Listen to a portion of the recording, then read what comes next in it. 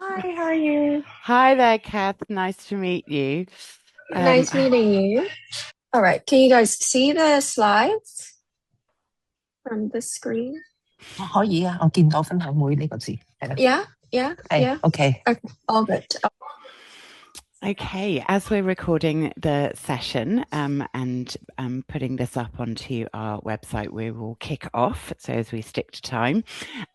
So thank you very much for everyone that's involved in putting this evening's session together.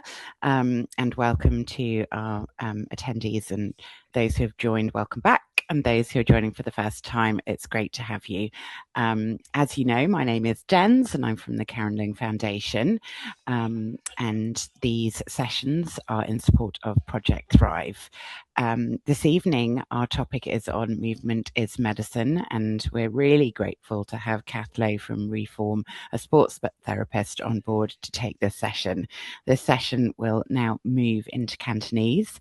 And Kath, I'll hand over to you. If there are any questions, put them in the chat box. I think Kath will talk for sort of, about 25 to 30 minutes and then take questions at the end. If there's any questions that don't get answered, we'll make sure they are. But yeah, that's great. Over to you, Kath. Thanks again. Thank you so much. 好，咁我哋開始一個分享啦。咁首先多謝基金會請我嚟講呢一個少少嘅分享啦。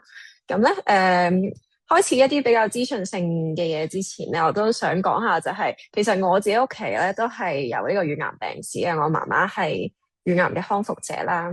咁嗰陣時我諗20幾年前啦，大家一講到癌症，就會覺得咁化療啦，做手術啦，咁我諗都比較少去講到一啲復康運動嘅部分嘅。咁可能我嘅資訊已經係 outdate 咗啦，我希望而家係好啲。咁今日所以就想同大家分享一下運動或者一啲復康治療點樣可以幫到癌症病人啦，或者係康復者嘅。咁我哋落去。咁首先大家都會話預防勝於治療啦，係咪？咁其實咧就有科學家度都有做一啲嘅研究啦，就發覺其實做運動，即係一班有恆常做運動習慣嘅人咧，其實佢哋嗰個婦癌嘅風險咧係會比較低一啲嘅。譬如乳癌咧係25至30%低一啲嘅，比起一啲冇做開運動嘅人。咁點解咧？佢哋就覺得係歸因於咧，因為做運動可以增強我哋免疫力啦，咁亦都減少內臟脂肪嘅囤積。其實係同我哋個荷爾蒙咧係好有關係。咁你荷爾蒙比較健康啲咧，亦都可以令到癌症嘅風險咧係下降嘅。咁另外咧就有另外一個研究咧，就係講緊如果你係每週坐多過42個鐘。其實喺香港我諗都幾普遍嘅，即係如果你係返一份 office 工，你又冇特登去做運動嘅話，你患呢一個子宮頸癌前病變嘅風險咧，係比起每週坐少於25個鐘嘅人咧，係高出3.5倍，咁都唔係一個可以忽視嘅數字嚟嘅。咁所以一啲我哋有好多呢啲運動點樣預防婦癌嘅研究啦。咁做多啲運動絕對係好嘅。咁但係好啦，咁萬一唔好意思，真係不幸確診啦，咁我點算啊？我做唔做得運動㗎？或者我可以做啲咩運動啊？我冇任何運動嘅經驗㗎喎。咁呢個就係我哋陣間都會分享嘅嘢嚟嘅，係啦。咁我哋睇下一啲病友常見嘅問題啦。咁其實我分咗6大個部分，咁其實呢6大個部分咧，基本上係環環相扣嘅。咁第一個可能就係都常見嘅，可能係佢哋嘅食慾會冇咁好啦，咁可能體重會比較急降一啲啦。咁引發問題咧，就係佢可能會有肌肉流失嘅問題啦。咁個人就會覺得好攰啊，冇乜力啊咁樣樣。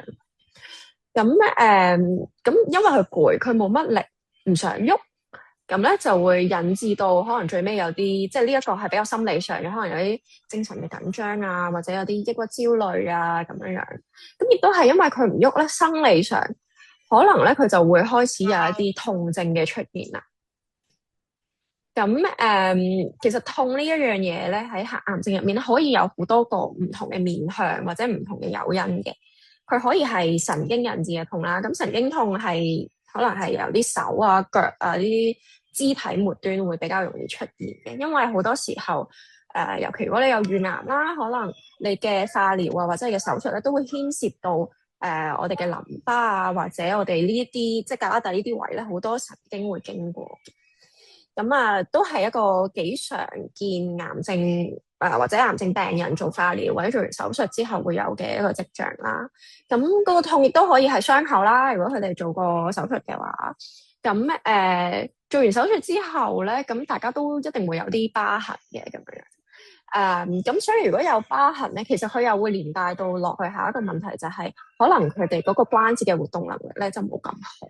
咁我之後會有少少 case study 去分享嘅。係啦，咁佢哋關節可能喐得冇咁好啦，可能長遠落去咧就會引致一啲姿勢不良嘅問題。咁姿勢不良又會有一啲慢性痛，啲腰酸背痛啊，咁嗰啲會出現啦。咁啱啱講到一啲淋巴啦，咁所以水腫都係非常之常見嘅。咁嗰個腫唔單止係佢腫啦，可能係有啲發炎嘅症狀，可能佢會覺得痹啊，可能覺得啊做乜隻手咁重，好似又係冇力啊，或者係咯發唔到力咁樣。咁都係一啲其實運動或者一啲復康治療可以去幫手改善嘅問題嚟嘅。咁其實呢6樣嘢都係㗎，做運動或者做一啲復康治療係可以幫手改善到。咁好啦，究竟我哋喺診所入面可以幫到病人做到啲乜嘢咧？咁第一樣嘢咧，我哋叫做一啲術前嘅一啲嘅復康運動啦，咁或者我哋叫 prehab 啦 ，pre 咁即係喺某啲嘢發生之前，我哋已經做好一啲準備啦。咁通常好少話即刻揾到癌症，咁你就即刻要開刀啊，下個禮拜排期開刀啦咁樣。咁可能係做咗一段時間嘅化療先啦，咁之後先至再開刀，或者調翻轉都有可能嘅。係啦，咁但係喺呢個等開刀之前就唔係咩都唔做嘅。咁我哋都會有一啲復康嘅計劃、復康嘅運動咧，係可以教到病人佢哋可以喺屋企做啦，或者嚟診所嘅時候咧，我哋都會幫佢做一啲嘅訓練啊，或者係一啲慢性痛症嘅處理啊咁樣。咁當然第二就係一啲術後嘅一啲按摩訓練，好似我啱啱所講啦，有疤痕好多時候咧，佢會有一啲黏連嘅。有啲黏連會發生啲咩事咧？就係可能隻手好似舉起嘅時候舉得唔係好順啊，或者個人都硬係好似坐唔直啊，唞氣唞得唔順啊。咁呢啲都會有機會導致之後一啲痛症嘅出現嘅。咁痛症處理啦，咁教翻佢哋一啲運動啦。咁當然大家都係要去重返你嘅日常生活啦。咁可能係工作，咁有啲人可能做開運動，咁就去prepare 翻佢哋，究竟佢哋要點樣去翻佢哋患病之前嗰一個嘅身體嘅狀況咧，咁樣。好，咁咧呢度咧我又係 call 咗一啲嘅 study 啦，咁就係一啲做 prehab 點樣可以喺做緊呢個化療嘅時候做呢一啲復康治療，點樣可以幫到佢哋嘅 recovery 啦。咁咧就發覺其實做呢啲運動咧係可以幫到佢哋減輕嗰個發炎嘅反應啦，因為佢哋身體嗰個免疫力咧亦都好啲啦，咁所以其實佢哋個康復嘅進程咧係可以快啲嘅。咁甚至有一個我諗係上面呢一個研究咧，其實講緊咧就係佢哋發覺咧有做呢一啲復康治療或者 prehab 嘅病人咧，其實佢哋做化療個效果，即係嗰個癌細胞嗰個腫瘤收細嘅程度咧，比冇做咧係好啲嘅。咁我就有個 case study 咧，想分享一下嘅。咁其實咧，呢個病人咧，佢都好後生，大概31歲左右啦。咁好不幸就確診咗呢個乳癌啦，咁就需要做化療同埋切咗個腫瘤去嘅。咁咧就，但係佢自己本身咧，其實係一個健力嘅運動員。咁佢喺化療期間咧，其實都維持住佢嘅健力訓練啦。咁只不過調整一啲嘅，可能係一啲嘅強度啦。咁佢都會嚟診所咧，就俾我哋幫佢做一啲肌肉嘅放鬆啊，關節嘅鬆動啊。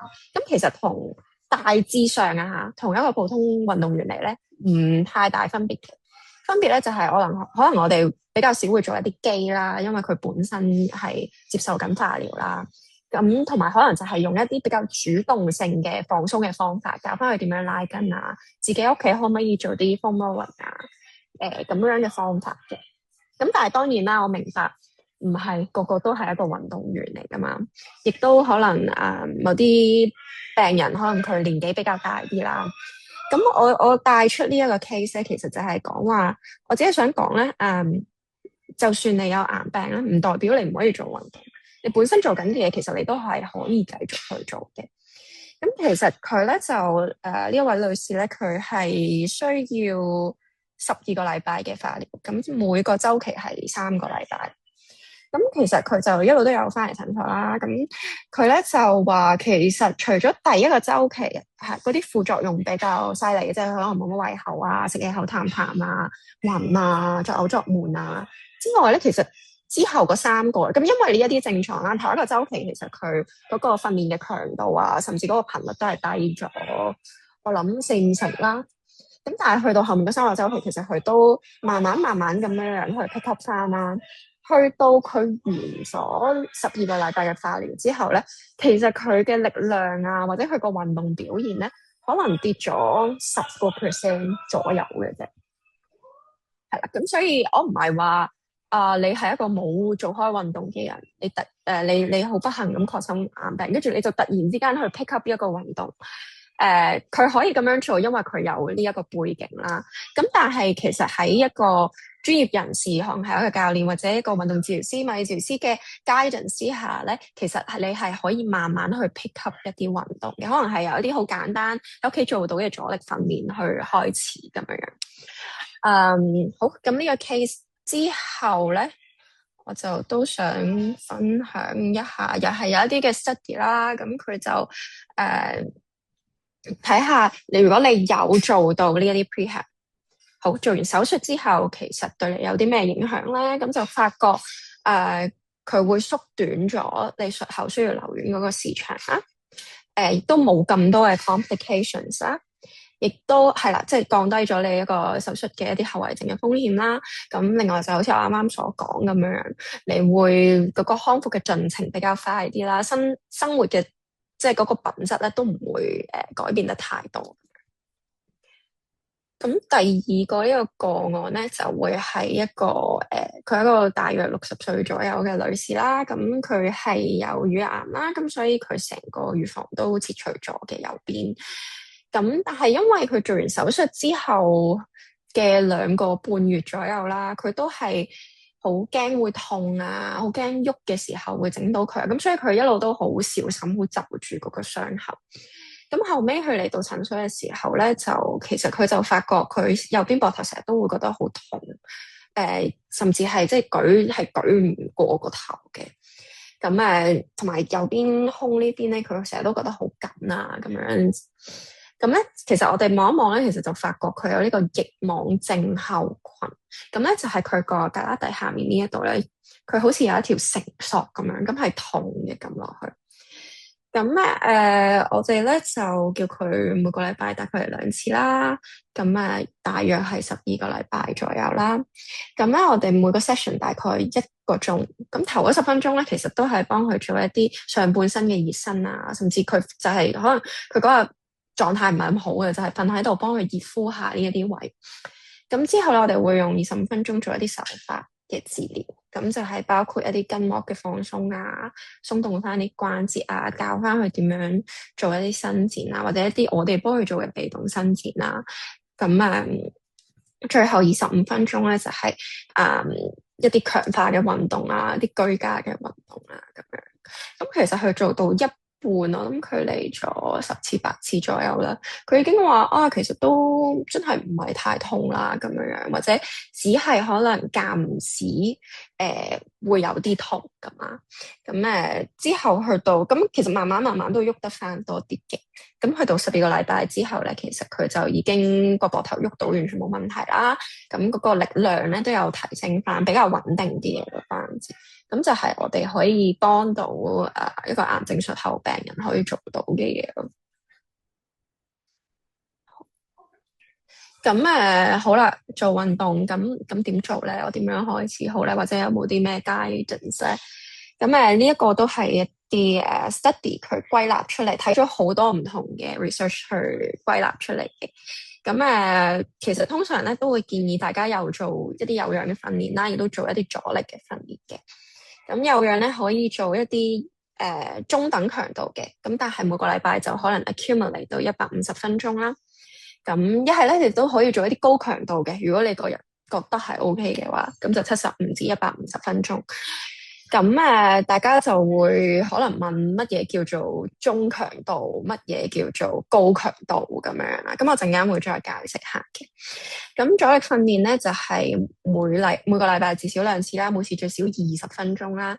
咁最少就係每個動作係2組8至15下。咁呢個最大重量60，咁大家未必知嘅。咁但係起碼你做到可能最後2-3下係比較吃力咁樣咯。咁至於運動強度咧，其實都有一個即係建議嘅，大概中等咧至高強度咧就係咁樣嘅。中強度咧就係你都盡可以講下嘢嘅，咁但係未必係一個好完整嘅句子咁樣啦。咁但係你可以 sustain 到大概半個鐘至60分鐘。高強度咧，唔好意思，高強度先係你講到嘢，即係你講到 yes no， 但係你未必講到一個好完整嘅句子，未必可以有一個好完整嘅 conversation 嘅同人。咁大概可以維持30分鐘就叫做高強度啦。咁但係當然如果你係一個即係冇乜運動背景，你都唔係好知道你個身體係喺一個咩位置嘅時候，咁你可能都需要花一啲時間去睇下乜嘢對你嚟講係中，乜嘢對你嚟講係高咁樣。咁亦都係啦，如果你真係完全冇一個運動底子，可能就係由一啲比較低強度嘅有氧活動開始先啦。咁人人都唔同啦。你後生啲，可能你一開始辛苦啲都覺得 OK 咁樣。咁其實最緊要就係聆聽翻你自己嘅身體，佢覺得點樣，千祈唔好夾硬嚟啦。係。咁所以最尾就係一啲注意嘅事項，其實都係一啲老生常談嚟嘅。係啦，咁第一樣嘢就係要聽醫生話啦。咁你完成咗個療程或者手術之後，一定要問即係醫生要問醫生，我而家可唔可以開始做運動啊？咁但係唔係話未得嘅時候你就咩都唔做，就瞓喺個床度我唔喐啦咁樣。咁一啲日常嘅活動你都係要做嘅。如果你成日都係臥床，完全係 complete rest 嘅話咧，好可能咧就會有嗰啲慢性痛症嘅出現。咁係啦，咁記得一定要醫生話 OK，咁你就開始做翻啲負重啊、啲運動嘅訓練啦。咁你話要幾耐咧？其實真係好睇你喺邊一度開刀啦，你個傷口有幾大啦，你會唔會有一啲嘅 complications 啊？咁呢啲就係交翻俾醫生去評估啦。咁第二樣嘢就係我啱啱講嘅循序漸進啦，有一啲如果你冇做開運動，唔好一嚟就話好犀利咁樣 push 自己啦。咁如果你自己本身都有做開一啲運動，可以嘗試維持一個差唔多嘅強度，或者減低少少，睇下自己覺得點先。都係一啲 trial and error 嚟嘅，你要試幾次你先知道自己個感覺係點樣嘅。咁最尾就係啦，量力而為啦。咁如果你有出現一啲副作用，譬如突然之間做完運動之後，會發燒或者好痛喎，唔知可能係關節好痛，開到嗰個位好痛，一啲好急性嘅水腫，咁你就記得停咗佢，一定要去揾翻你嘅醫生，問下究竟發生緊啲咩事啦。係啦。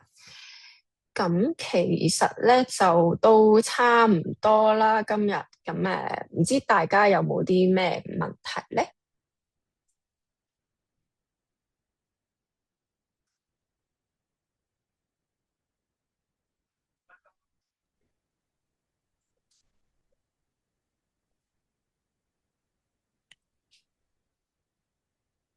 或者會唔會有可以有啲動作可以 recommend 到，即係普普通通咁樣㗎？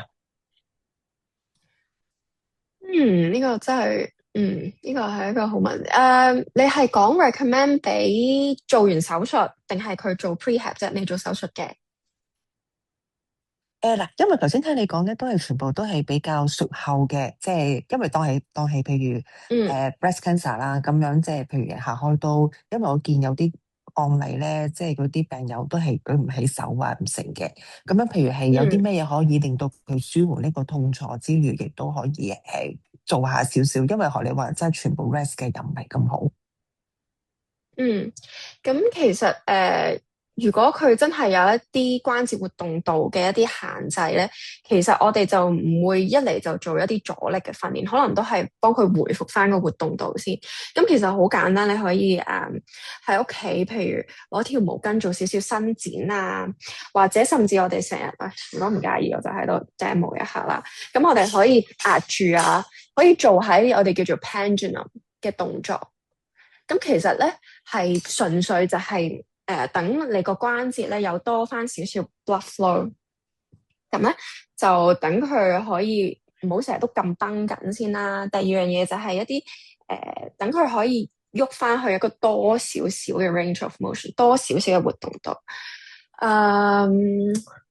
其實我應該 include 一啲運動可以俾到大家，但係唔緊要嘅。我諗你上網其實可以揾到好多免費嘅資源啦，尤其而家 AI 非常之咁發達啦。咁其實我哋做呢啲復康治療咧，有好多已經係有一個好 standard 嘅 protocol，你可以做啲乜嘢，即係圖文並茂有埋片咁樣話俾你知你可以做啲乜嘢咯，係啦。咁但係我就唔會建議明明舉手都舉唔到咁樣，要佢做啲好負重嘅運動咁樣。唔知解唔解答到你嘅問題？解答到。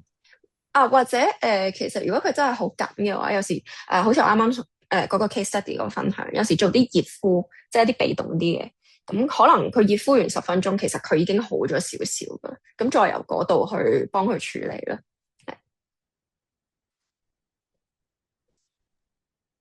仲有冇其他問題咧？